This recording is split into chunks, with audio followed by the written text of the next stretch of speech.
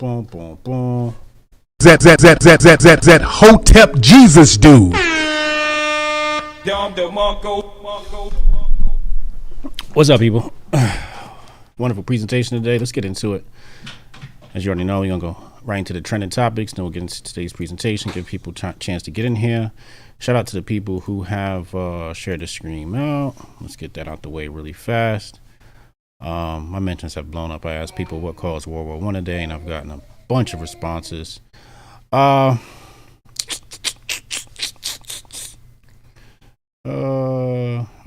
so you guys are probably buried in there, so sorry. Thanking anybody who shared the stream out today. My mentions are a mess. We're gonna get into the trending topics. Give me just a second. Put this on your screen. Boom, boom. Okay, if you haven't watched already, Griftees are out. Go watch the Griftees. Amazing award show, red carpet event next year. Tickets on sale soon, so get ready for that. Robert Covington. Sports news, as you know, menoforder.com. Kanye's trending. What Kanye do? New official trailer for Kanye West doc, Genius, has arrived. Oh shit. This is on Netflix. All right, I'll be watching that with the fam. Free Code Friday contest. GTA coming back. GTA 6. I love it. It's about time. Definitely a distraction, but a beautiful distraction nonetheless. Cheney, Republican National Committee voted on Friday to censure. So they basically gave Liz Cheney and Adam Kinzinger a slap on the wrist, I guess, for their comments on on the 6th, which they call legitimate political discourse. Sports news, again, menoforder.com, youtube.com/menoforder. Waffle House. Some are pointing out former North Carolina Representative Senate hopeful choice in food. Waffle House, if you share. Shout out to Waffle House. Definitely not great for your health. However, great if you enjoy some good, cheap country food at 2 a.m. on a long drive. World Cancer Day. Shout out to everybody who has cancer. We hope you get better. Bronny looking to play with LeBron James. We'll cover that on menoforder.com, youtube.com/menoforder. Brie Larson's new NFT profile picture. Okay. Interesting. I actually own an NFT, which I will show you in just a moment.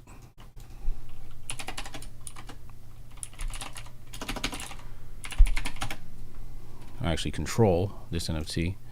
I'm sorry, I put that in wrong. Wrong Boolean operator. Here's the NFT I control. This one. Oh, I'm sorry, you have this on the screen still. I control this NFT. This is the McNifty NFT series. You can get those at OpenSea or Let's Go.finance. You have a whole bunch of interesting art featuring Trump in his collection. It's the McNifty NFT collection. So if you want to venture into the world of NFTs, you have something that might align with your political views. Let's go back.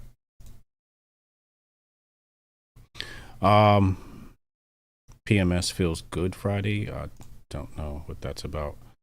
Let's move on. Brie Larson, Biden boom. So Biden boom. So it says U.S. added 467 jobs in January despite Megatron variant surge. So let's talk about this really fast. Biden boom. Are you serious? They're calling this a boom. So let me ask you a question, right? If I choke you and then let you go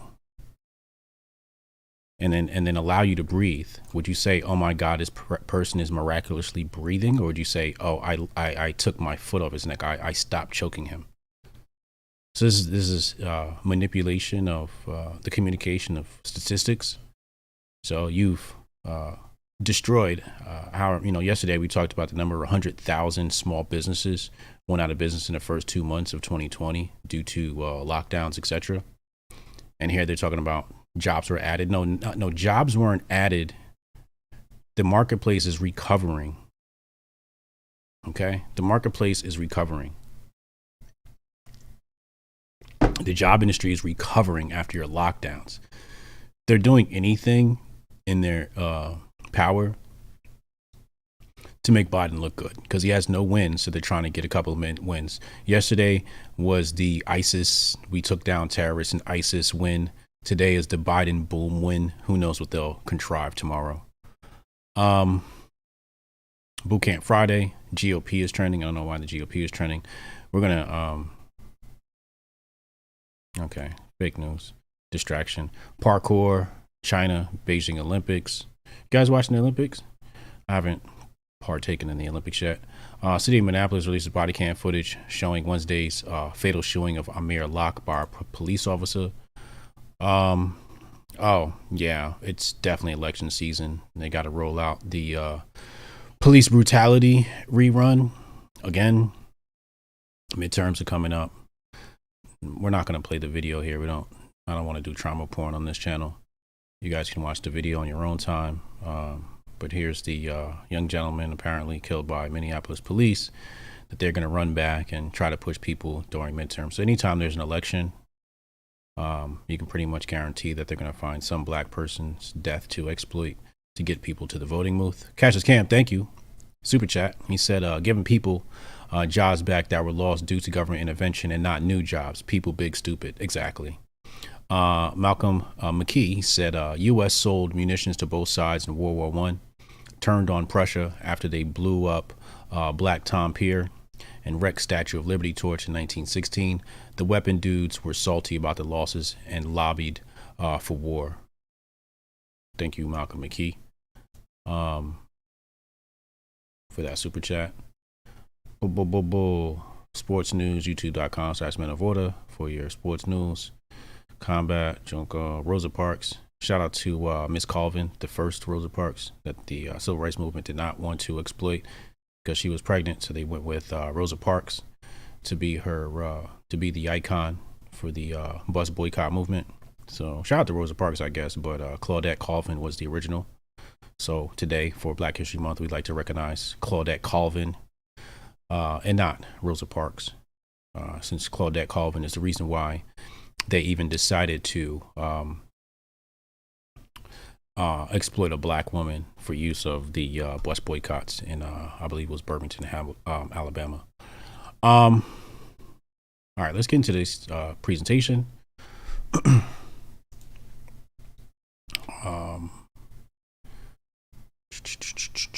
Let's go up. Hold on. A lot of slides today. We're going to just rip through this really fast because there's a lot of slides, a lot of text. It's probably one of the longest chapters in my book. We're going to be reading from the Patriot Report, Unmasking the Conspiracy of Money and War, available on Amazon. And my website, hotepjesus.com, bryansharp.co. I know it's probably looking a little janky on your screen, but I'll fix that momentarily. So this is the declaration of war. But really fast, I asked a question today. I asked my audience, I said, hey, why did the U.S. enter World War I? And Wendy O responds, because of cheeseburgers.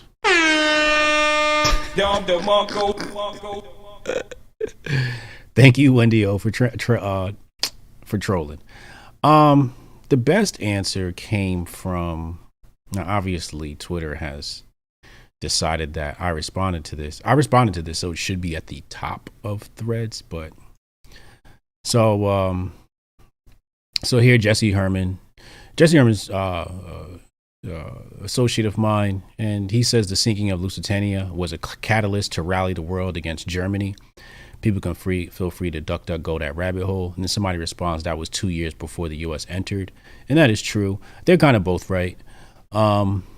Lusitania was a big propaganda piece in the discussions, etc., etc. But it was not. That was not the main reason why we went into war, but it was a catalyst to rally the world to convince the people we should do this. It was definitely used. And there's a chapter on Lusitania in my book, The Patriot Report, and we'll go through that in the next presentation. But I separated Lusitania out as its own chapter, so we can discuss that. So the World War I information today, we're going to go over not so much conspiracy, but more of the diplomacy. I thought it was important to go over the diplomacy and some of the decision making in the White House and the people in the ears of President Wilson. So really fast, let me find that tweet right here. So this is from Libertarian Party of Michigan, who I am following. Shout out to Libertarian Party. And this guy has the best answer. He said, Wall Street dumped too much money into the Allies and needed the blood of American soldiers to guarantee their bottom line. That is the best answer for why America got involved in World War I. Malcolm McKee said Ida B. Wells refused to give up a seat in 1884 too. Shout out to Malcolm McKee for that tidbit of information in the super chat. Thank you, sir.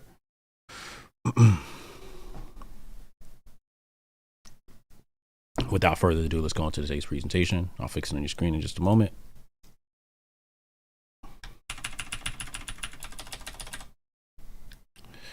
Ba, ba, ba, ba. 1917, the Declaration of War. First slide. So there's two main documents that I'm going to pull from today, or my research was pulled in my book, The Patriot Report. Two main sources for this chapter. First one was Carol Quigley's work, Tragedy and Hope. I don't have a copy. I think it's over there, but very good work. Humongous sized book.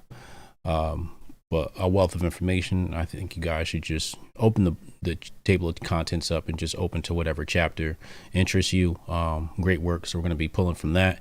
And then the other document, I hope you're writing this down, is going to be Charles C. Tansel, America Goes to War. And again, today we're not going to dive too much into the conspiracy because we dive into the conspiracy when we talk about World War II. But if you do want to know about the conspiracy, you would have to look at the NYE committee, NYE, NYE committee, and the investigation on World War I and some of the things that they uncovered. And we'll probably go into that in a later date. So let's begin. It says in this section, I cannot, actually, let's skip that. From my point of view, let's skip that too. So World War I, Robert Lansing says, we must educate the public gradually, draw it along to the point where it will be willing to go into the wars. This is what Robert Lansing says. And, it says educate them publicly. So little by little, they tell you things. And then after a while, you're like, you know what? Yeah, we got to go into war. But they don't just hit you all at the same time. So to understand World War I, I will pull from Carol Quigley's work, Tragedy and Hope. So what was the agenda behind World War I? So Carol Quigley summarizes why we went to World War I in the 4 points. I'll read those now. Number one, the German submarine attacks on neutral shipping made it necessary for the United States to go to war to secure the freedom of the seas.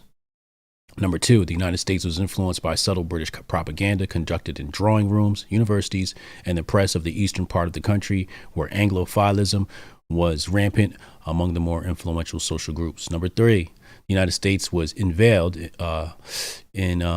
into the war by a conspiracy of international bankers and munitions manufacturers eager to protect their loans to the Entente powers or their wartime profits from sales to these powers. This is what Carol Quigley says. He says international bankers and munitions manufacturers. If this is true about World War I, we have to question why we go to war today. So number four right here, you'll see here, it says balance of power principles made it impossible for the United States to allow Great Britain to be defeated by Germany.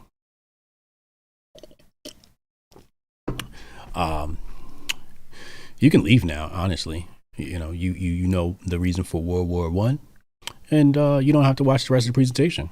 That's it right there. I just told you everything right there in the 4 points from Carol Quigley. If you'd like to stay for the rest of the presentation and all the little details between William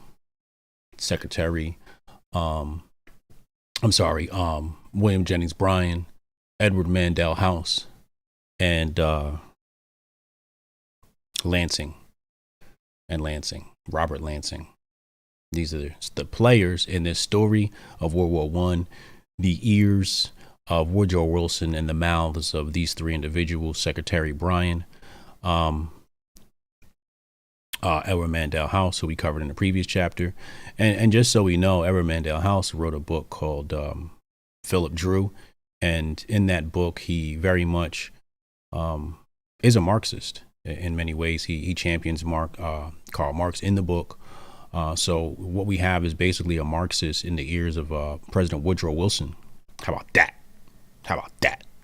Okay, let's continue. It says, next slide. To understand the reason why America entered the war, Quigley explains the fact that Americans had lent the Entente billions of dollars, which would be jeopardized by a German victory. The fact that the enormous Entente purchases of war material had created a boom of prosperity and inflation, which would collapse the very day that the Entente collapsed. All these factors were able to bring weight to bear on the American decision only because the balance of power issue laid a foundation on which they could work. The important fact was that Britain was close to defeat in April 1917, and on that basis, the United States entered the war. Balance of power, you've heard me say that before in the past. People ask why a lot of things happen in, decision making, et cetera, and it's because of a balance of power, right? People in charge have no loyalty to nations, and they just want to create a balance of power. They want one nation to be more dominant than another. So Quigley references a quote by John Bassett Moore, a famous international lawyer, which challenges the notion that America entered the war because of the German U-boat campaign. It says here, what most decisively contributed to the involvement of the United States in the war was the assertion of a right to protect belligerent ships on which Americans sought fit to travel, and the treatment of armed belligerent merchantmen as peaceful vessels. Both assumptions were contrary to reason and to settled law, and no other professed neutral advanced them. What he's basically saying is the United States wasn't playing fair. They were hypocritical. They were hypocrites, essentially.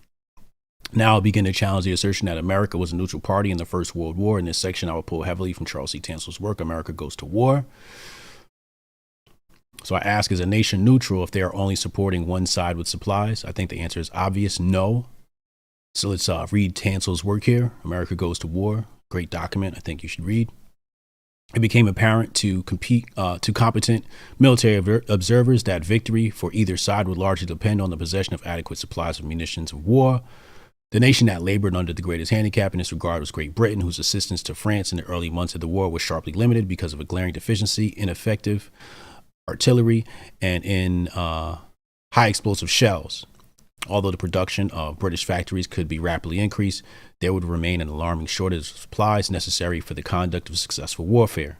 The only means of meeting the situation was through the importation of munitions of war and from neutral nations.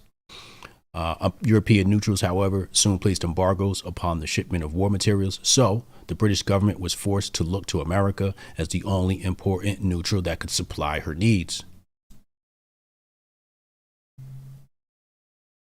What was this slide? Next slide.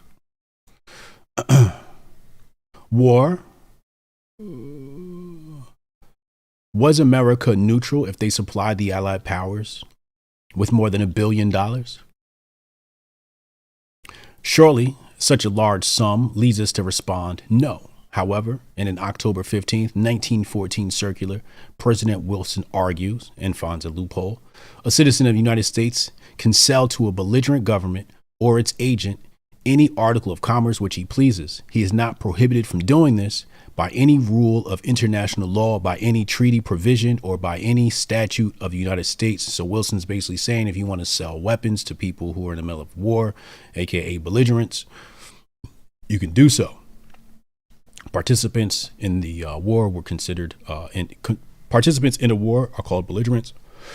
For those who don't know, Senator Hitchcock argues against Wilson's assertion in December 1914. He says, our nation stands for peace. It seems to me outrageous that we should be running our powder factories and our gun works night and day to furnish means for carrying on the present war. 2 years ago, we authorized the president to prohibit the exportation of arms and munition to Mexico because we did not feel that this country should help to continue the war there. I believe he's referring to the Spanish-American War. Let's continue. So then the German ambassador to the United States, Johann Heinrich von Bernstorff, on December 15th, 1914, wrote a note to the Secretary of State. And he basically says, our enemies draw from the United States contraband of war, especially arms, worth several billion marks. This in itself, they are authorized to do. Okay. Not going to read the entire excerpt there. I kind of want to just rip through this information so people can just enjoy this presentation.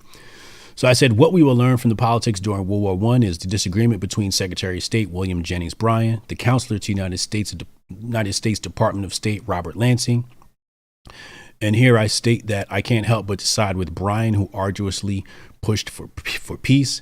I think William Jennings Bryan should be a national hero. He's somebody we need to celebrate or should celebrate. And I think that if we had more politicians like him, we'd be in a better place. Cassius Camp said, "Did these choices encourage USA to pursue proxy war tactics more regularly? The facade of uninvolved involvement." I like the way you worded that. So, on the subject of American companies providing the Allied powers with submarine assistance, Tanzel writes, so here we have private interests selling munitions and supplies to the Allied powers. Allied powers, I believe, is France, Russia, and Great Britain. So on November 12th, now keep in mind, Russia was an Allied power until, well, I guess we'll get to that in another volume. On November 12th, 1914, Secretary Bryan and Councilor Lansing discussed the question of the construction of submarines in American factories.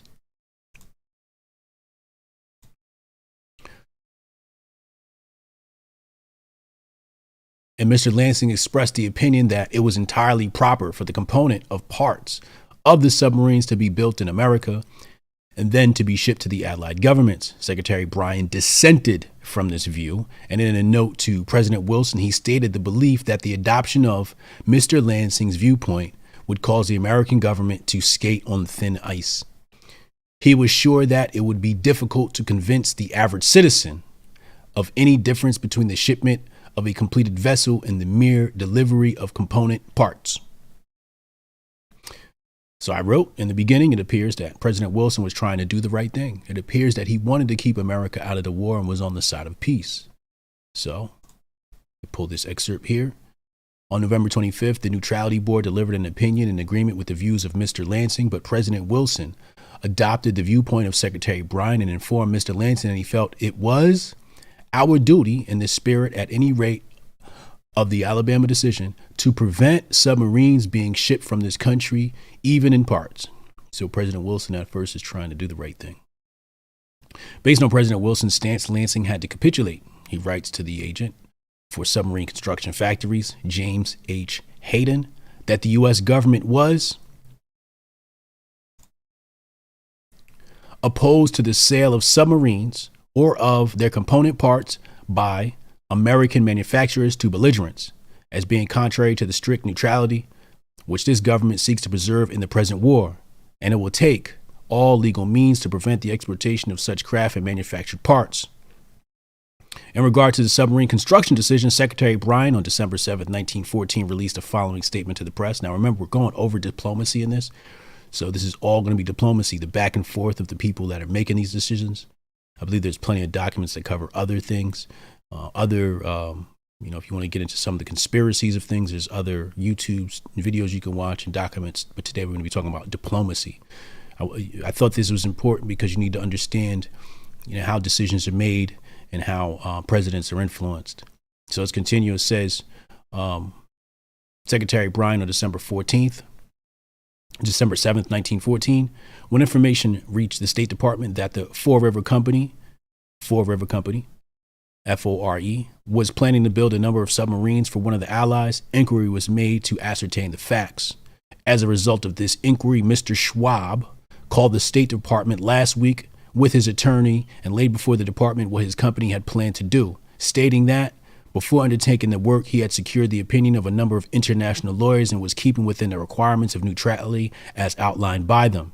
I stated to him that the president regarded the work as contemplated a violation of the spirit of neutrality. On Friday, I had a conference with the president, and he instructed me to inform Mr. Schwab that his statement only confirmed him in the opinion previously formed that the submarine should not be built. Within a few minutes after my return from the White House, Mr. Schwab called me by a long-distance telephone and told me that he submitted to the president's views of the subject and that I could announce that his firm would not build submarines for any belligerent country for delivery during the war. So he agreed and said, okay, we ain't going to be making subs for the Allied powers anymore. Continues, it says, Well, I say, as a result of his decision, Schwab canceled his $50 million submarine order for the time being. For the time being, America is headed down the piece of path. But on January 27, 1915, a complaint was filed by Ambassador Bernstoff.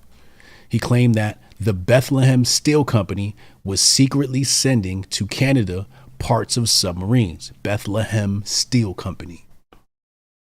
If you want to write that down and research that, Bethlehem Steel Company. So these people whoever runs Bethlehem Steel Company is moving contrary to the White House. He claims that parts were put together on British soil so that the shipment of the parts is tantamount to a delivery of a complete submarine. So what they try to do is be slick. They try to send the parts to Britain and then have the submarine assembled in Britain.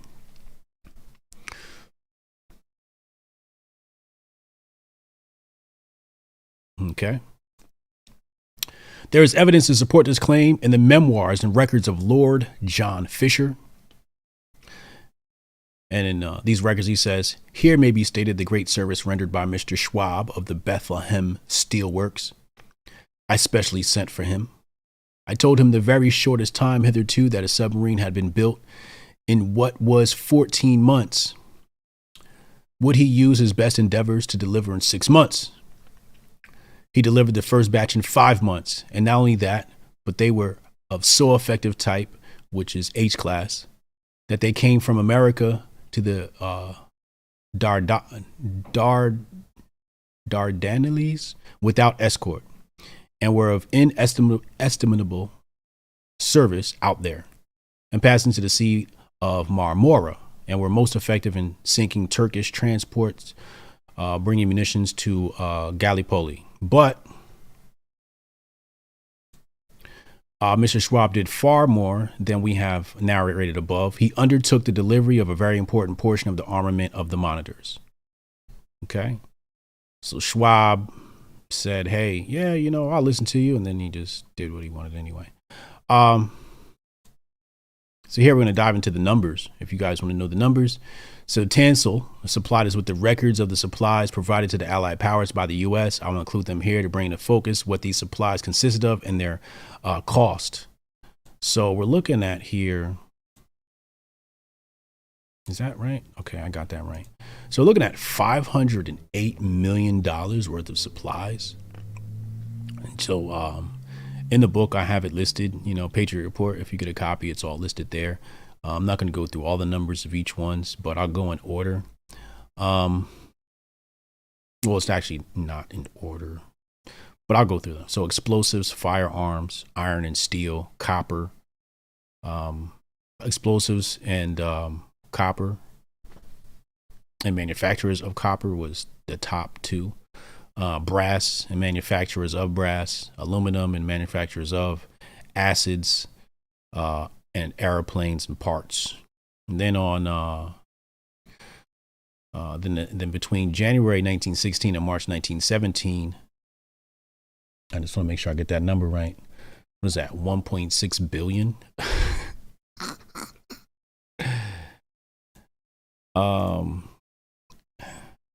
Yeah, that number is 1.6 billion.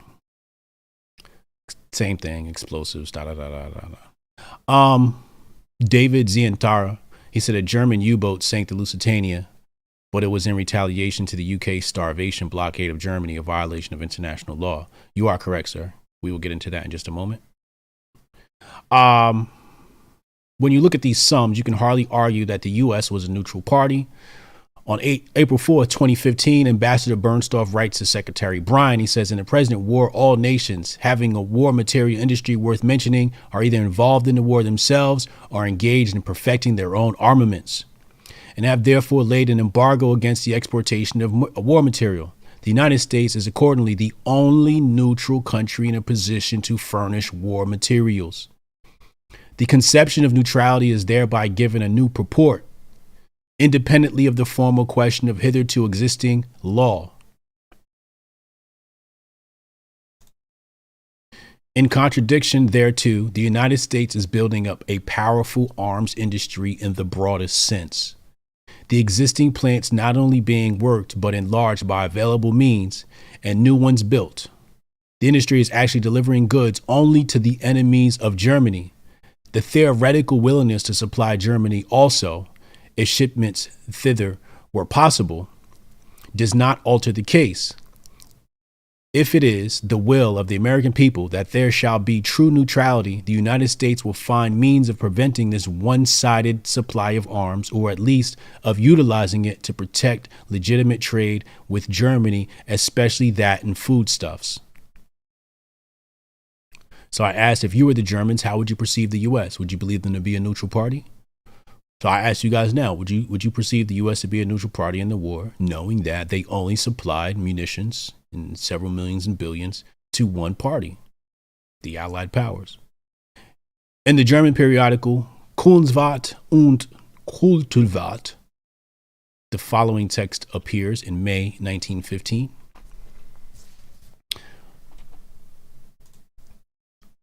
They ask, this German periodical, are we actually fighting England, France, and Russia? Or are we in reality only fighting America?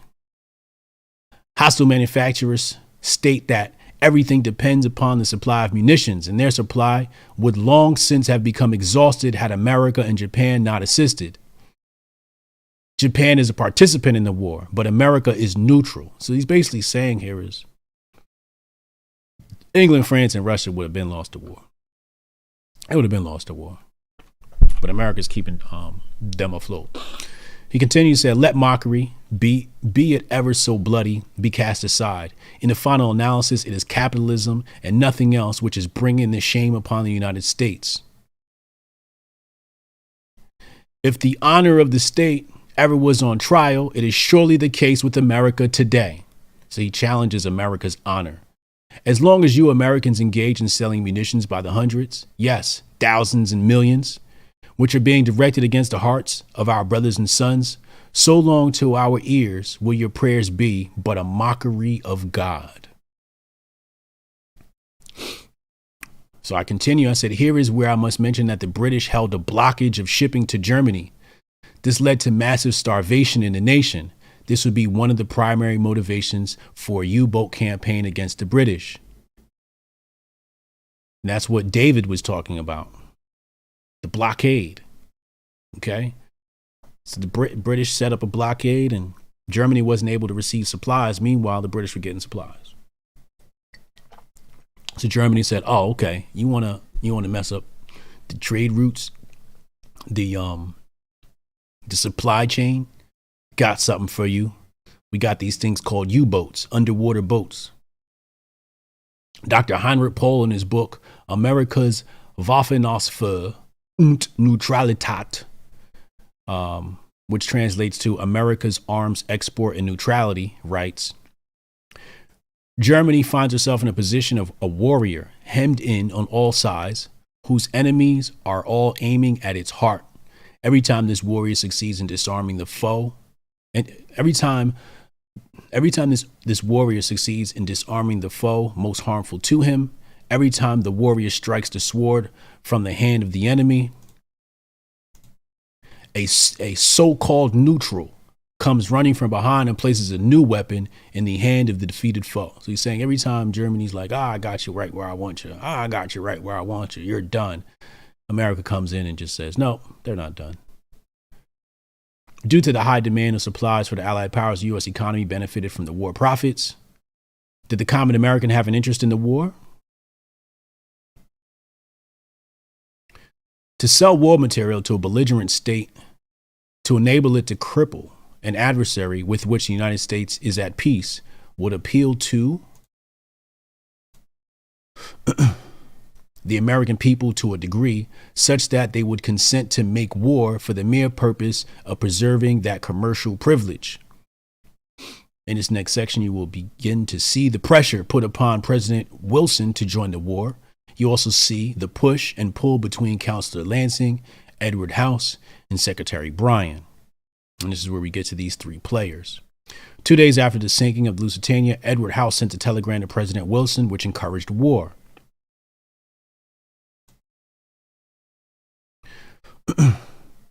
To the parting of the ways, when she must determine whether she stands for civilized or uncivilized war, we can no longer remain neutral spectators. We are being weighed in the balance, and our position among nations is being assessed by mankind. So I continue. Secretary Bryan wanted to remain neutral and made every attempt to keep the U.S. out of war. Lansing, which to me appears to be a war hawk, held the opposite stance. So we have Robert Lansing versus Secretary William Jennings Bryan. Lansing prepared a note to the Germans, and Bryan recognized the tone, which could sever peace relations between the U.S. and Germany. On May 13, 1915, Secretary Bryan made Lansing aware that this note to the Germans, there was no concluding reiteration of our friendship, as in other messages we have sent. So basically saying, in this note, you're not saying, hey, I'm cool with y'all. Y'all the homies and everything, but we ain't like the way you took that ship down, right? There was nothing settling. It was actually unsettling. I continue. Ultimately, Wilson sided with Lansing.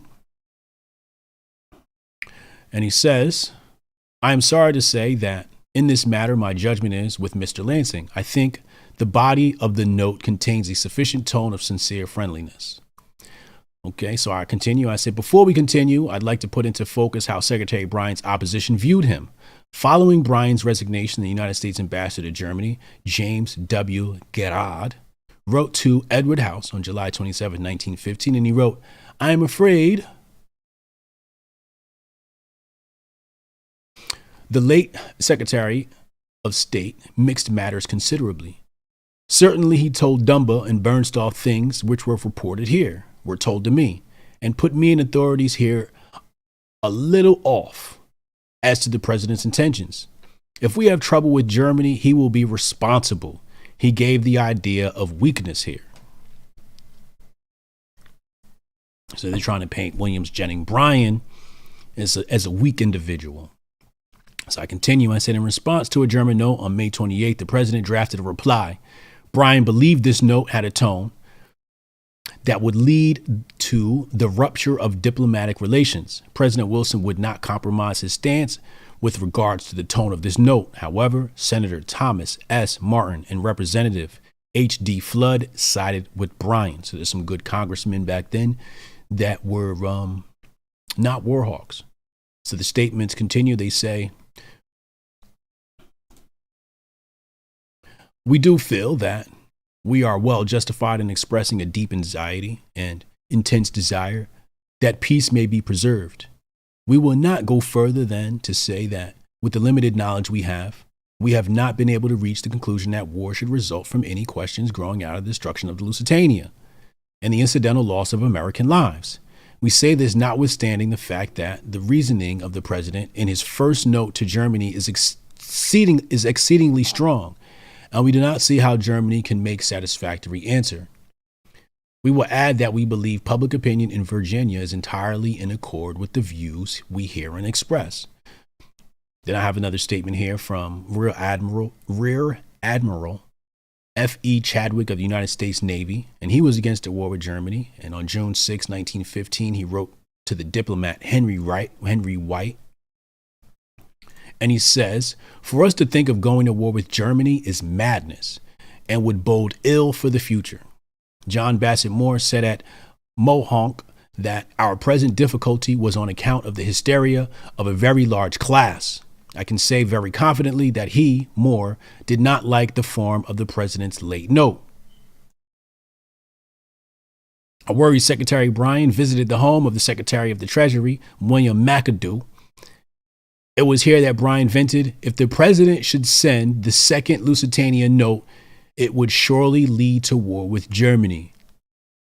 Secretary Bryan made a final plea to President Wilson in regard to his approach in Germany. Wilson would not budge, and the next day, June 8th, 1915, he submitted his resignation letter. Bryan believed that his resignation would convince Wilson to change course. This was his last attempt to keep America out of war. Shout out to William Jennings Bryan, a national American hero. who did his very best.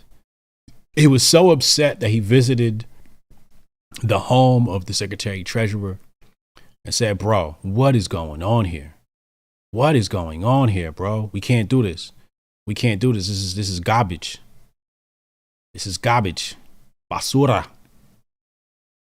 And then he figured, what if I resign? If I resign, maybe I want to. First of all, he's like, if I resign, then this war ain't on me. I don't want to be involved in this. And maybe that will convince somebody to say, hey, maybe we shouldn't be going to war. Let's continue. On May 17, 1916, William E. Dodd wrote of Secretary Bryan's resignation. If Mr. Bryan had been elected to the presidency in 1896, America might have been saved from the clutches of powerful interests which seek to destroy all that is worthwhile in our national life. Who is William E. Todd referring to when he says the clutches of powerful interests which seek to destroy all that is worthwhile in our national life? Who is he referring to?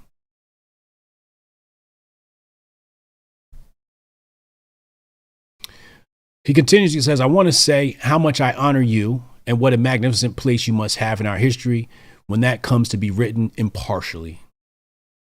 And here I am, Hotep Jesus, trying to give this recalling of history impartially.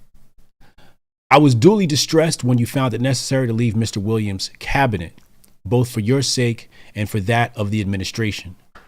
Wilson's mistake consists in yielding to the militaristic forces of our time. End quote. Cameron Ehrling, thank you. He says, thank you, HJ, for covering my favorite war. People don't realize how German people were so advanced at the time. U-boats, machine guns, artillery. They even invented narcotics at the turn of the century and was widely used in the army. Germany was ahead of the time, man. Germany was ahead of the times. I'm about to say something really controversial, but I wish Germany would have won the war. I really do. I think the world would be different. I think that Germany, I think their head was screwed on somewhat straight. I think that Germany would have brought us closer to freedom than anything happening in America, due to the powerful special interests. Could be wrong, though. Could be wrong. Let's continue.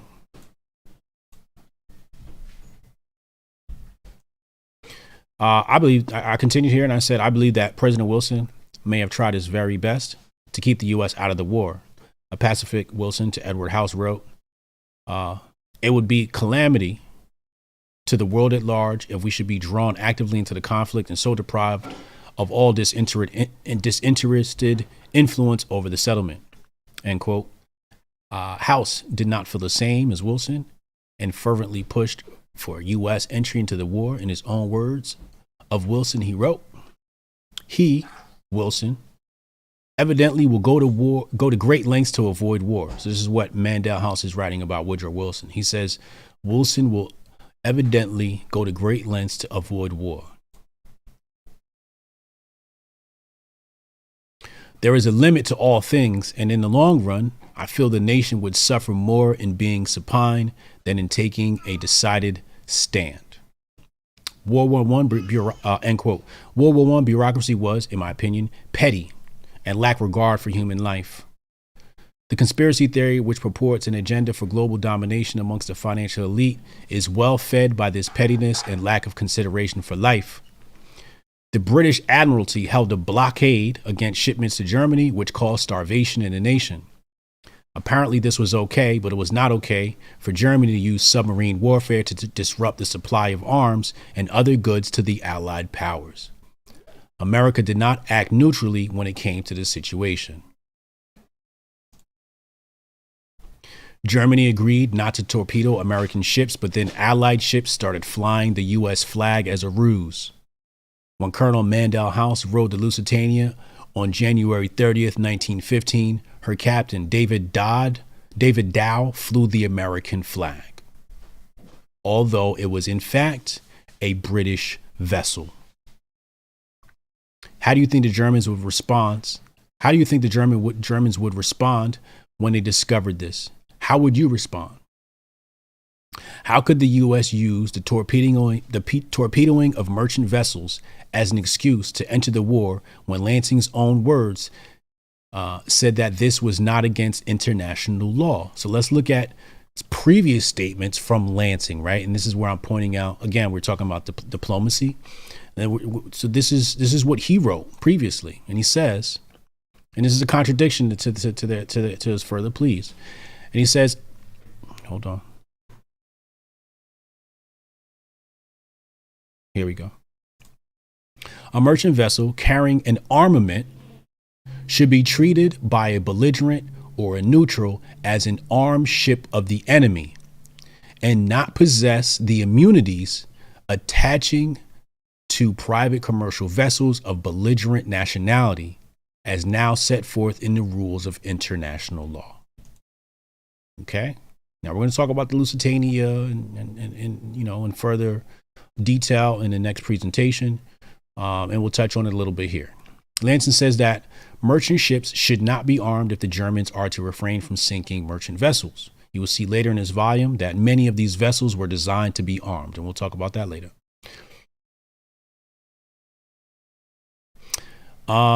If it could be agreed by the opposing belligerents that submarines should be caused to adhere strictly to the rules of international law in the matter of stopping and searching merchant vessels and removing the crews and passengers to places of safety before sinking the vessels, and the merchant vessels of belligerent nationality should be prohibited and prevented from carrying any armament whatsoever.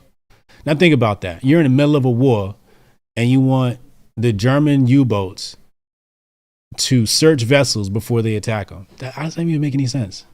Oh, let me just hold on. Everybody get off. Let's check this out. Okay, it's cool. Everybody get back on board now. By the time you get close enough to what could be an armed ship, they'd blow you out of the water. Cameron Erlin, thank you. He said Germany lost World War I because they had John McCain as a general. Erich von Ludendorff, one of the most reviled leaders in history. Oof. Oof. He said John McCain. Let's continue here. Where are we at? Sorry.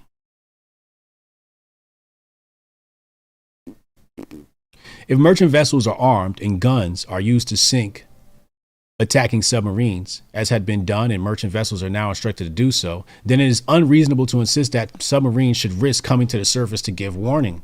Exactly. End quote. And that is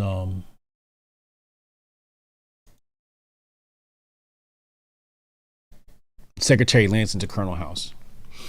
Now Secretary of State Lansing will contradict himself later, right? So later he would say, there was no present intention to warn Americans to refrain from traveling on belligerent merchant men armed with guns solely for the purpose of defense. If Americans should lose their lives in attack by submarines without warning upon merchant men so armed, it will be necessary to regard the offense as a breach of international law. So on one side, he's like, yo, it's not a breach of international law. Then later on, he's like, oh, this is a breach of international law. Right? Rules for thee, none for me. So let's talk about Colonel House's influence on Woodrow Wilson. There are so many other issues involved in the controversy concerning armed merchantmen that I sincerely hope you will be able to hold it in abeyance until I return. I cannot emphasize too strongly the importance of this. This is what Mandel House says to Wilson. So he's like, yo, don't make no decisions till I come back. I'll be back, but don't do nothing till I come back. And then more on President Wilson's dependence upon him is found in this telegram from House. And House says here, Germany is seeking to find an excuse to throw off all restraints in undersea warfare. If she is permitted to assume that English steamers are armed, she will have found the excuse. So Tansel has a summary of the influence that House has on Woodrow Wilson. He says here the German government in its declaration on February 8th was standing on firm ground. And if it had not been for the ultimate untimely intervention of Colonel House, the Department of State could have followed the example of Holland by refusing to admit armed merchantmen into American harbors. Such action would have compelled the disarmament of British merchant ships and would have led to a friendly understanding between the United States and Germany relative to the conduct of submarine warfare. It would have removed the only serious cause of friction in German-American relations. America's entry into the World War may be traced in part to this failure of the president to follow a discourse dictated by American rather than Allied interests. It is largely due to Colonel House that such a tragic and fateful decision was made. So historian Tansel is blaming this debacle on Colonel House and saying Colonel House is the one that convinced Wilson to make this decision. So here we're going to have Mandel House attack Secretary Bryan. And he says here, please let me suggest, he wrote to the president, that you do not let Mr. Bryan make any overtures to any of the powers involved. They look upon him as absolutely visionary, and it would lessen the weight of your influence if you desire to use it for yourself. So Mandel House, advisor to Wilson, is lambasting and tarnishing the name of Secretary Bryan. Secretary Bryan responds. Well, now I wouldn't say responds, but wait. Right here. Okay. So this is Secretary Bryan's plea for peace. All deny responsibility for the war and that all express a desire for peace. That responsibility for a continuance of such a war is as undesirable as responsibility for beginning it, and that such responsibility attaches to this nation as well as to participants. Colonel House, on the other hand, continues his push for war in the remarks to President Wilson. So now we're going to dive into again what House says to Wilson. And he says, from the beginning, I have thought it was a mistake to push this peace movement too strongly at first. The publicity given to Bernstoff-Strauss conversations has not had a good effect. It is an exceedingly delicate undertaking, and any misstep may be fatal to your final influence. End quote. So here we're going to see some conversation where Wilson is leaning on House. Says here the questions of the immediate future are no doubt to be foreign questions, and I am not at all sure that I have the wisdom to meet and solve them. So right here, President Wilson is admitting his ignorance to the matters of war, to the matters of the Allied versus Germany war. And he continues here. He says, but with the help of counselors like yourself, I hope that it will be possible to guide the old ship in a way that will bring her credit and make her serviceable to the world. These things give me and you, these things give you, you may be sure, deep concern and solicitude.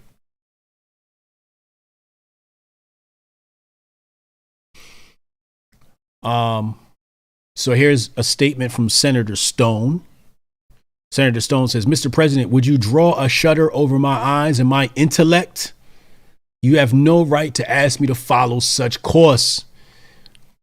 It may mean war for my country. I must follow my conscience in this matter. So there are senators at the time who were like, nah, bro, we're not going to war. He says, would you draw a shutter over my eyes and my intellect? Like, yo, bro, you playing the games. He says, Mr. President, I have followed you in your domestic policies, but by God, I shall not follow you into war with Germany, banging his fist upon the table. So again, Senator Stone not wanting to go to war with Germany.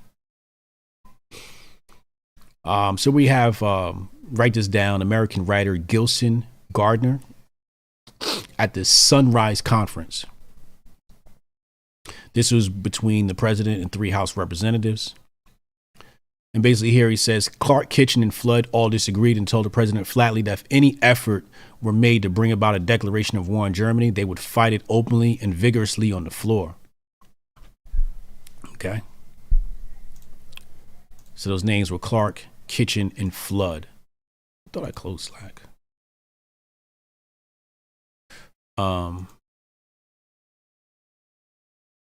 Okay. Says here, at the conference, one of these 3 members had this exchange with the president. So here we're going to do a little back and forth. It says, suppose we do not warn Americans of armed belligerent ships and a vessel is sunk and Americans lose their lives. What then? He responds, I believe we should sever diplomatic relations. Then they ask, then what will happen? He responds, Count Bernstorff told Secretary Lansing that a break in diplomatic relations would be followed by a declaration of war by Germany. Okay. Senator Stone, again, says, I find it difficult for my sense of duty and responsibility to consent to plunge this nation into the vortex of this world war because of foolhardiness, amounting to the sort of moral treason against the republic of our people recklessly risking their lives on armed belligerent ships. Now, real fast, why am I going through diplomacy here? Why am I going through diplomacy and the back and forths of things? Well, it's to arm you people with the arguments and the precedents set by previous senators and government officials. So when you make your pleas in the courts, when you make your pleas to your senators, to your House of Representatives, you have historical documentation from previous senators, previous congressmen, and you can quote them and you can say, here's how we felt about this war. Please don't go to war. These are the things you can bring before the president, et cetera, et cetera. If you're an attorney, these are the statements you can bring before the president.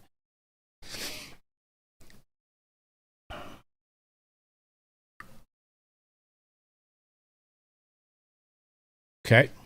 And also people will purport that, we wanted to go to war, right? The government wanted to go to war. Well, no, there's individuals within our Congress that didn't. So it says here, another Democratic leader also opposed the idea of U.S. involvement in the war. So this is Claude Kitchen warns Victor V. Aldenholt that there would be war with Germany. So this is a warning.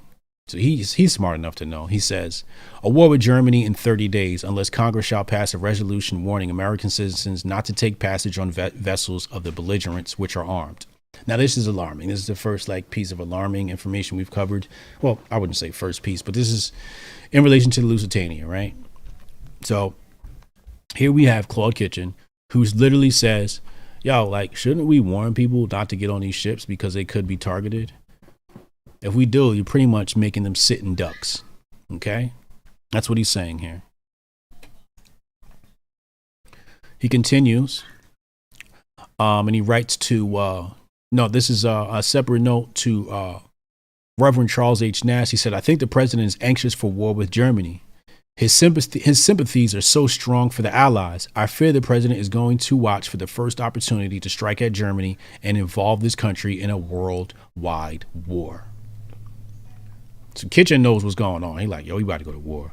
This dude is tripping. So, following the sinking of the Sussex, again, Secretary Lansing scribes a note to the Germans which would break diplomacy and potentially lead America to war. The note was rejected by President Wilson. Okay, so here's what's in the note. He says, even if the Sussex was torpedoed by mistake or in deliberate disobeying of orders, the fact remains that the act is in accord with the spirit manifested by the German naval authorities in their general policy and practice of submarine warfare. In the view of this fact, no apology, no disavowal, no admission of wrongdoing, no punishment of a guilty officer, and no payment of indemnity will satisfy the government of the United States. Okay. End quote. So now we have, we're going to move into the journal of Lieutenant Pustkutchen, The Sussex was mistaken for a warship because it carried no flag and was painted entirely in black, was equipped with a bridge similar to those carried in warships, and was outside of the route prescribed by the British Admiralty for merchant ships. The commander of the UB-29 assumed it was a troop transport. He did not realize that he had attacked the passenger steamer Sussex. So this is the Sussex. A lot of people talk about the Lusitania, but Sussex was another one of the ships, and there was one more. Starts with an A, slipping my mind right now. And we have brilliant people in the chat, so I'm sure they know. So according to a phone conversation between Admiralty staff in Berlin and the Marine Corps at Zeebrugge, basically what he says here is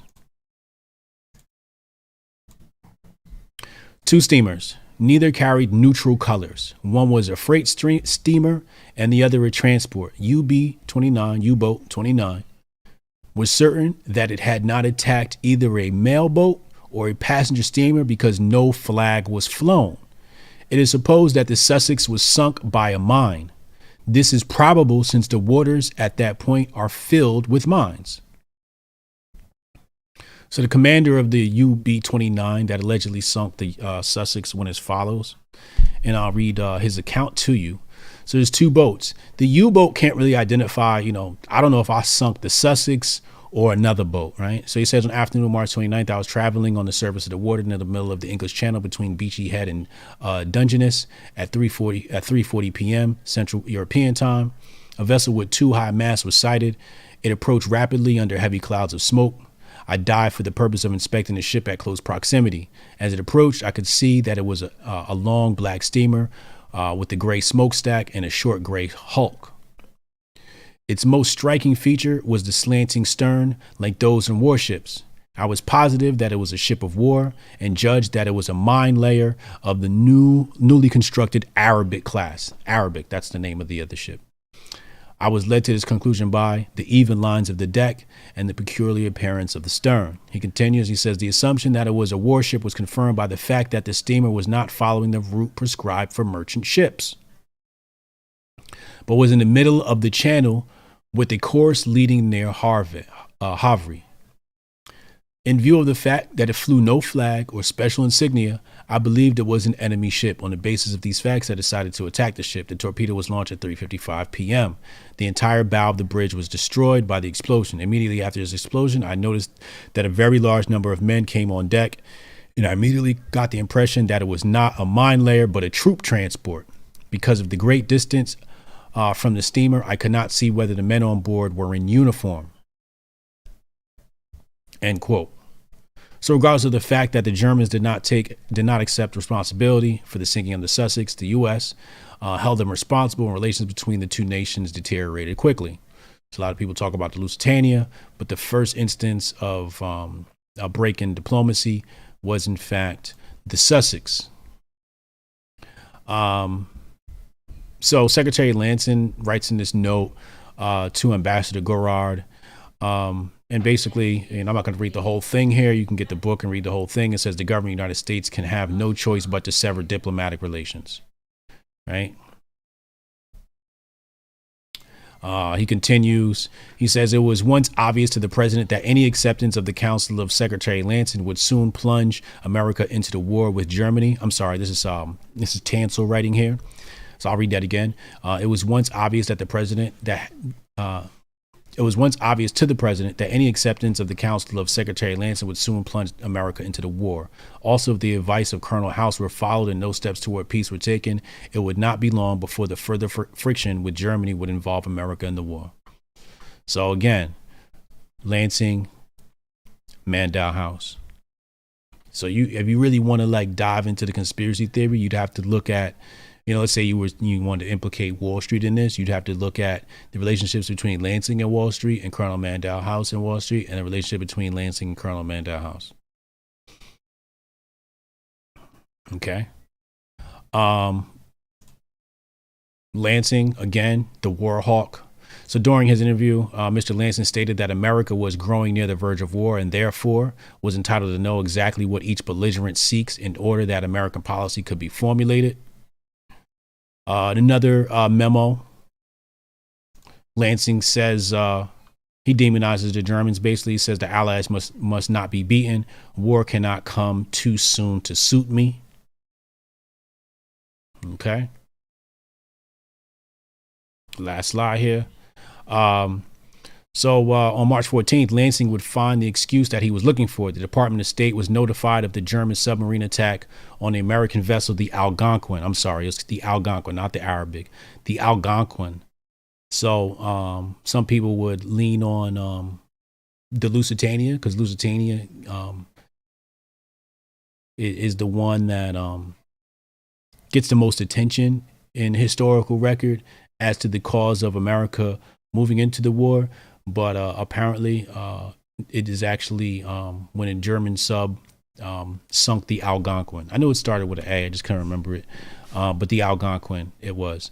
So then the president approved America's entry into the war on April 6th. Senate voted 82 yays and 6 noes on April 4th. And the House voted 32 A's and 50 noes on April 5th.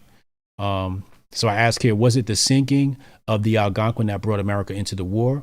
Or was it the fact that the British were on the brink of losing to the Germans and they needed an excuse to bring America to their side? So you see here, this little tidbit fact, the German submarine assault on Britain early in 1917 drove Britain close to the door of starvation. So Britain probably, I'll just finish reading this because it answers that. It says almost 1 million tons of shipping was sunk in the month of April 1917. Okay. And Britain was driven within 3 weeks of exhaustion of her food supply.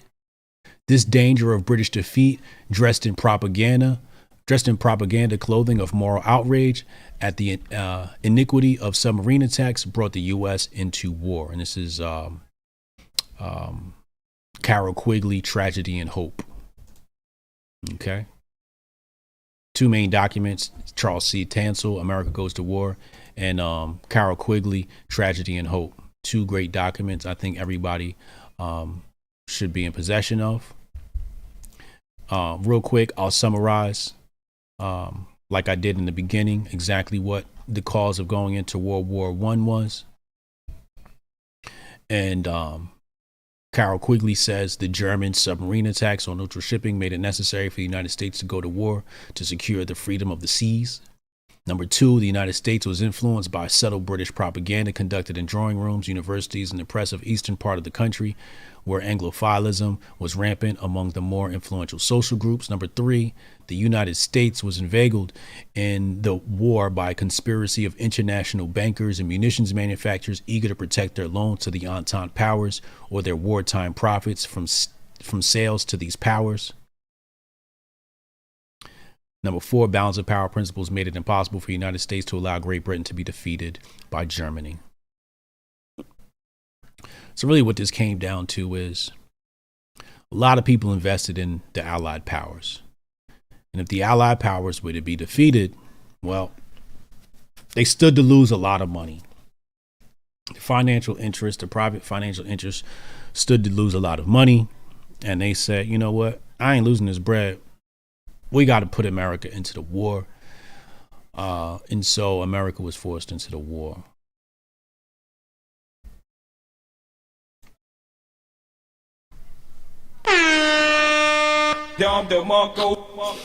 Thank you for watching today's presentation. I'll hang out for about 5 minutes and kick it with y'all, see what y'all talking about in the chat. Shout out to all the people who paid tuition today: Cameron Erlin, David Zantara, Cassius Cam, Malcolm McKee. We appreciate you. I appreciate you guys. For everybody that cash at me, $ Hotep Jesus, I appreciate you as well. Sarah Miles, thank you. Khalid Cooper and Ryan Van Pue and Kamar Daniels, thank you for cash app, $ Hotep Jesus.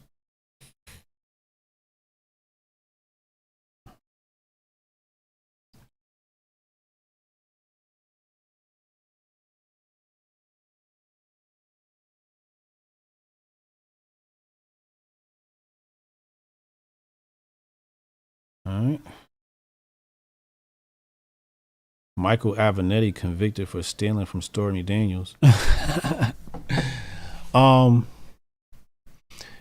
Jonah Ryan says Carol Quigley and the Anglo-American experience is also a must. I wouldn't doubt that, man. Carol Quigley's work is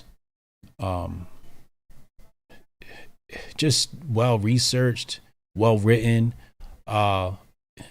It's not all it's not kooky at all. It's very mind centered. Yeah.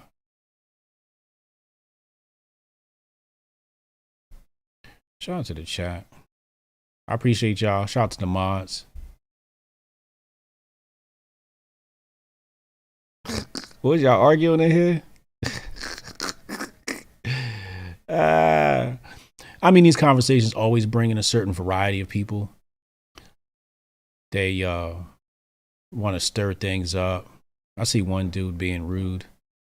Hey, everybody has personality defects. We all try to, I wouldn't say all, but many of us try to get better with our personality defects. Some people like being defective, but some of us try to be better. He said, look up Benjamin Friedman speeches. Britain has been treacherous and deceptive so many times since the Revolutionary War, it's hard to think of him as an ally. Carol Quigley was cited by Bill Clinton as an influence. Yeah, if you're a politician, and politicians, they had to have studied Carol Quigley. This is, it's like Wealth of Nations, Carol Quigley. Like these are like must-read volumes. So most prominent politicians you'll find would have read Carol Quigley's work, especially if they were law students. Interview later today. Yes, Project Rook. I'm having Project Rook on. That's going to be dope. Look out for that in a few hours. I can't wait for that. It's going to be super, super, super dope. We're going to be talking about the pandemic and healing. Cassius Can said he'll time y'all out if you get disrespectful. Oh. He said Germany blew a 3-1 lead.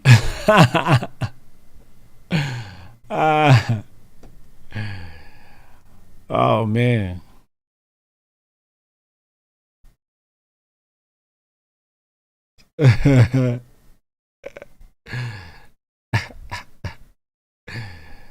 Oh my God.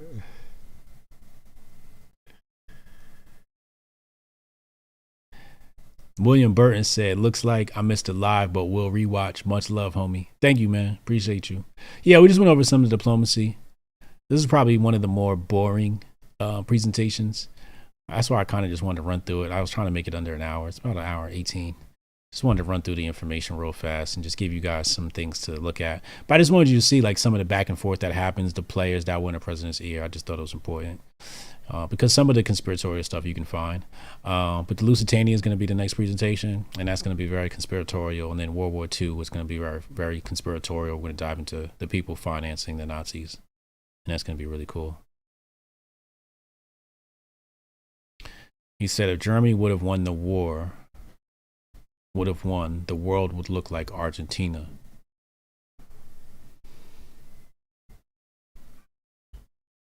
I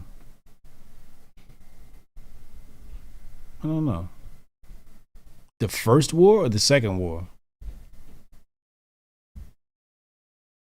I don't know about that. Maybe. If Germany won World War II, the world would look like Disneyland.